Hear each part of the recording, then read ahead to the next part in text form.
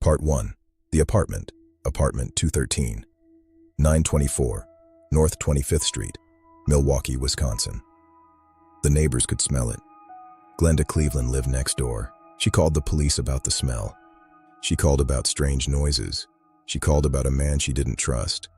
Nobody came. No one was there to help. The man in apartment 213 was Jeffrey Dahmer. He was 31 years old. He worked the night shift at the Ambrosia Chocolate Factory. He was quiet. He was polite. He kept to himself. Between 1978 and 1991, he murdered 17 men and boys. He killed his first victim the summer after high school graduation. Stephen Hicks was 18 years old, a hitchhiker. Dahmer lured him to his parents' house in Bath, Ohio with the promise of a ride to a concert. He killed him with a barbell. He dismembered the body. He buried the remains in the backyard. Then he stopped. For 9 years, the silence was absolute. He joined the army. He was discharged for drinking. He moved to Milwaukee to live with his grandmother. He was arrested twice, once for indecent exposure, once for the sexual assault of a 13-year-old Laotian boy named Somsak Synthesomphone. Dahmer had lured the boy to his house with the promise of $50 in exchange for photographs. Instead, he drugged him and assaulted him. The boy escaped and told his family. Dahmer was convicted of second-degree sexual assault and enticing a child for immoral purposes. He was originally sentenced to 8 years in prison. Then his father wrote a letter to the judge, Judge William Gardner, begging for treatment instead of incarceration. The judge agreed. He signed the order for treatment. Dahmer was sentenced to 1 year in the Milwaukee House of Correction with work release privileges. He was allowed to leave during the day to go to his job. He was given 5 years of probation. His probation required alcohol treatment and forbade contact with anyone under 18. The boy he assaulted was 13. Dahmer served 1 year. 2 months before his scheduled release, he was paroled early. His probation officer was a woman named Donna Chester. She was a recent graduate assigned to the Milwaukee Sex Offender Unit. When she inherited her caseload, she received 121 active cases at once. Dahmer was one of them. Chester met with Dahmer approximately twice a month. He showed up on time. He was polite. He was cooperative. His urine test came back clean. His counselors reported he was making progress. Chester submitted 4 separate requests to waive mandatory home visits. She cited workload as the reason. Her supervisor approved everyone. The paperwork was finalized. She never once visited apartment 213, not once. During the entire time she supervised Jeffrey Dahmer, from March 1990 to July 1991, 12 men were murdered in that apartment. Their remains were stored in barrels of acid, in the refrigerator, in the freezer, on the shelves. And his probation officer never walked through the front door. If she had, she would have smelled what Glenda Cleveland smelled. She would have seen what Officer Miller eventually saw. She would have found what was behind every closed door in that apartment. But she never visited, because the system was designed to process cases, not to protect people. In September 1988, 1 day after being released from his sentence for assaulting Somsak Synthesomphone, Dahmer lured a man named Raymond Smith to his grandmother's house with the promise of $50. He drugged him. He strangled him. He took photographs of the body before dismembering it. He killed 3 more men at his grandmother's house before she asked him to move out. She didn't know about the murders. She just didn't like the smell coming from the basement. In May 1990, Dahmer moved into apartment 213. Within 1 week, he killed again. Over the next 14 months, he murdered 12 men in that apartment. The victims were almost entirely young men of color, Black, Laotian, Latino. Many were gay, many were poor. They were easily overlooked. Many came from communities where disappearances were not investigated with urgency. Curtis Strouder was 18. He wanted to be a model. He was last seen getting into a car on the corner of North 27th Street and West Kilbourne Avenue. Dahmer strangled him, dismembered him, and kept his skull. Errol Lindsay was 19. He was on his way to get a key made. He never made it home. His sister Dansha later said the worst part wasn't losing him. It was the silence. It was knowing how close they lived to the man who took him. Tony Hughes was 31. He was deaf. He could not hear the danger. He communicated through sign language and written notes. He expressed himself silently. He and Dahmer had known each other casually at a bar for 2 years before Dahmer killed him.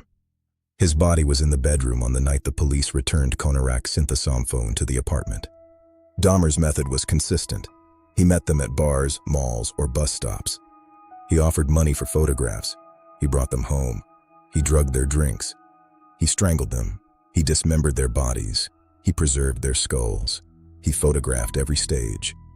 He kept severed heads in his refrigerator, skulls on his computer. The kitchen was a tomb.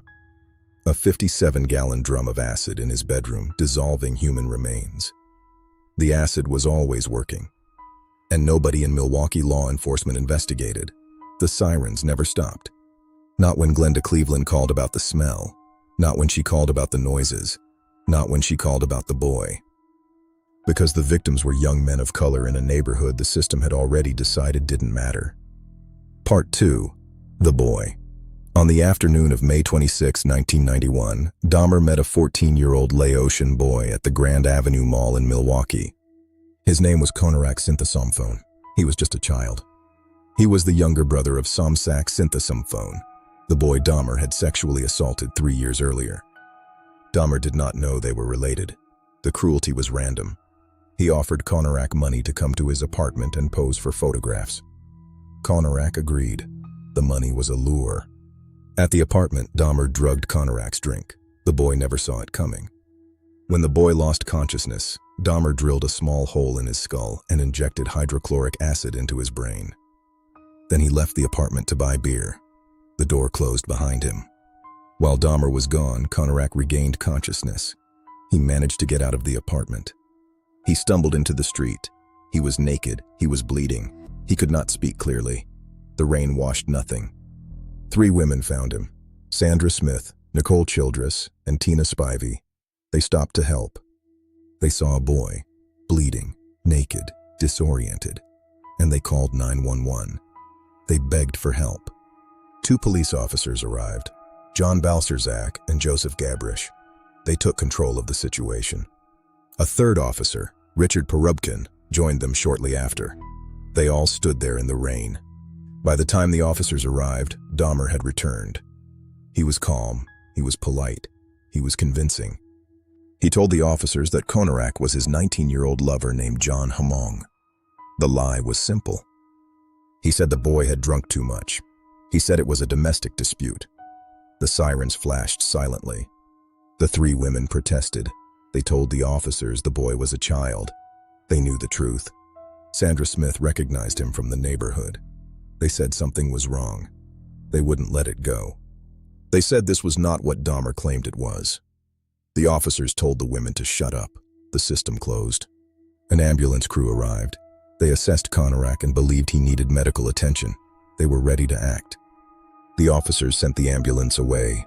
They dismissed the help. The lights faded into the night. The 3 officers escorted Dahmer and Konarak back to apartment 213. They walked into the dark. They entered the apartment. They walked through the front door that Donna Chester had never walked through. The door clicked shut.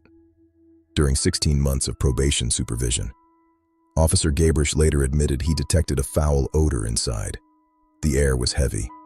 He noted it but did not investigate further. That odor was coming from the bedroom, behind a closed door. The shadows were deep. 10 feet from where the officer stood, the body of Tony Hughes, the deaf man Dahmer had murdered 3 days earlier, was decomposing in that room. The officers never opened the door. They never ran Dahmer's name through the system.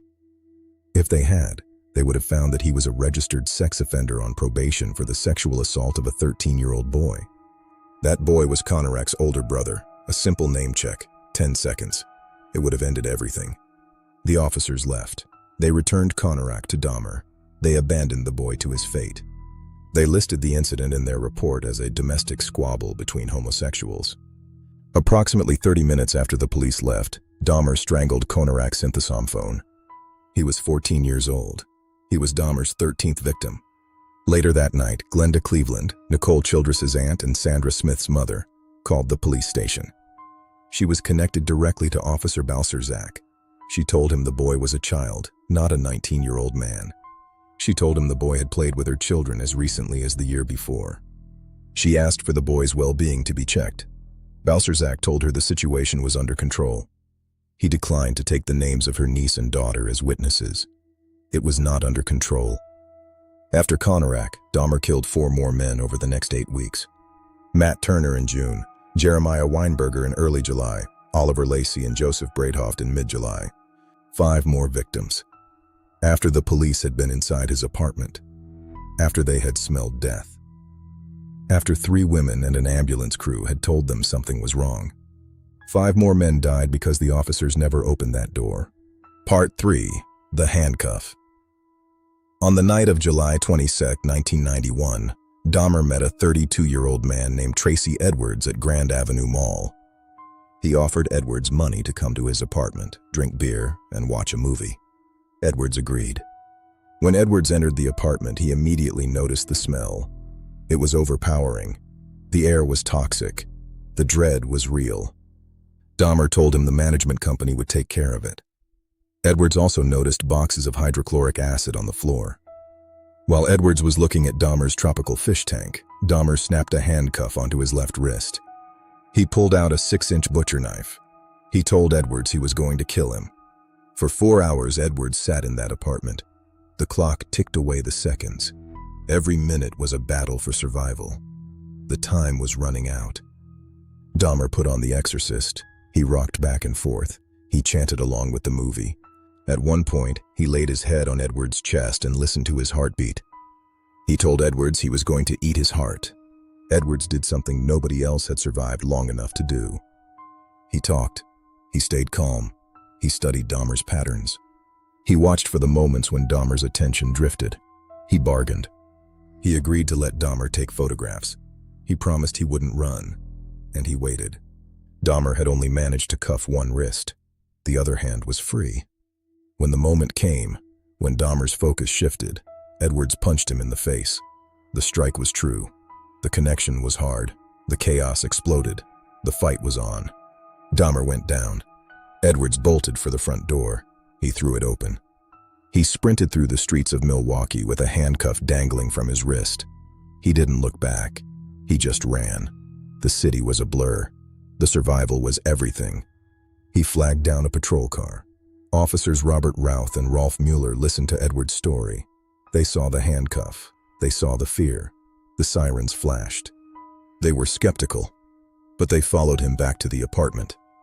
Dahmer answered the door. He was calm. He was cooperative. He offered to get the key for the handcuffs. While Dahmer went to retrieve the key, Officer Mueller stepped into the bedroom. He opened a drawer. Inside were over 70 Polaroid photographs. Men, naked, dead, dismembered, in various stages of decay. Photographs of every stage of death. Mueller yelled for his partner. Dahmer heard the shout. His demeanor changed instantly. He lunged at the officers. They wrestled him to the ground. They handcuffed him. Then they searched the apartment. The fight was over. The capture was complete. The house of horrors was open. 4 severed heads in the kitchen. 7 skulls. Some painted, some bleached. 2 human hearts in the freezer. 2 complete skeletons. A mummified scalp. A barrel of acid containing 3 dissolving torsos. Photographs of every victim at every stage of death. The chief medical examiner who processed the apartment said it was more like dismantling someone's museum than processing a crime scene. Jeffrey Dahmer confessed to 17 murders. He was charged with 15 counts of first-degree murder in Wisconsin. He pleaded guilty, but insane. The trial was beginning. The gavel was ready. The counts were read. The jury rejected the insanity defense. He was sentenced to 15 consecutive life terms, a total of 941 years. A 16th life sentence was added for the murder of Stephen Hicks in Ohio.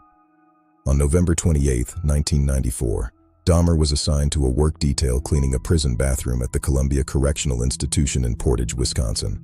The end was coming. He was left unsupervised with 2 other inmates for approximately 20 minutes. One of them, Christopher Scarver, beat Dahmer to death with a metal bar from the prison weight room. Dahmer was 34 years old. In the aftermath, the system that had failed Conorak's synthesophone faced a reckoning that lasted exactly as long as the news cycle. The audio tape surfaced. Valkerzak and Gabrish were recorded making homophobic statements to their dispatcher after leaving Dahmer's apartment that night. They joked about having reunited the lovers. They made comments about needing to be deloused after being inside the apartment. Both officers were fired after a 4-week hearing that involved 27 witnesses, 90 hours of testimony, and 1,000 pages of evidence.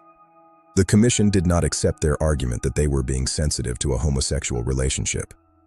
Probation received a 1-year suspension. The gavel fell. The decision was made. The bias was noted. Balcerzak and Gabrish appealed. Judge Robert J. Perrins reinstated them. Both received $55,000 in back pay.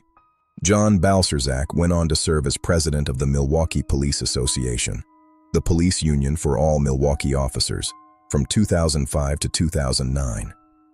He retired from the department in 2017. He was never disciplined again. Glenda Cleveland, the woman who called the police repeatedly, who told Balcerzak the boy was a child, who begged someone to listen, was never contacted by the Milwaukee Police Department after Dahmer's arrest. No apology, no acknowledgement, no thank you. She spent the rest of her life in the shadow of what happened next door. She gave interviews. She told her story. The shadows were long. The memory was a ghost. The walk was quiet. She waited for the system to recognize what she had tried to do. She died in 2011. The system never acknowledged her. The Synthesymphone family sued the city of Milwaukee. They argued the officers discriminated against Konorak because he was Asian, and because they assumed he was in a homosexual relationship. The case was settled for $850,000. No amount of money could bring back the boy who stumbled naked and bleeding into a Milwaukee alley. The wet pavement reflected the lights. The alley was dark. The tragedy was complete, and was handed back to the man who had already drilled a hole in his skull. Tracy Edwards, the man whose escape ended Dahmer's killing spree, never recovered. The trauma of those 4 hours in apartment 213 followed him for the rest of his life. He became homeless. He moved between shelters for years. He was arrested multiple times. In 2011, he was involved in the death of another man. The police lights flashed again. The trauma was recurring. The shadows were dark. The story was tragic. The end was a mirror of the past. His lawyer described his life after Dahmer in 5 words. He could never get it together. The system didn't just fail Konorak's Synthesymphone, it failed every victim who came after him. 5 men died in the 8 weeks between the night the officers smelled death in that apartment and the night Tracy Edwards ran through the streets with a handcuff on his wrist. The alley was a blur. The run was a sprint. The panic was real. The survival was a miracle. The street was freedom.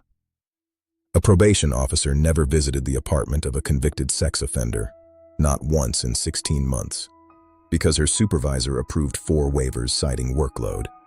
3 women told the police a boy was in danger. An ambulance crew tried to help.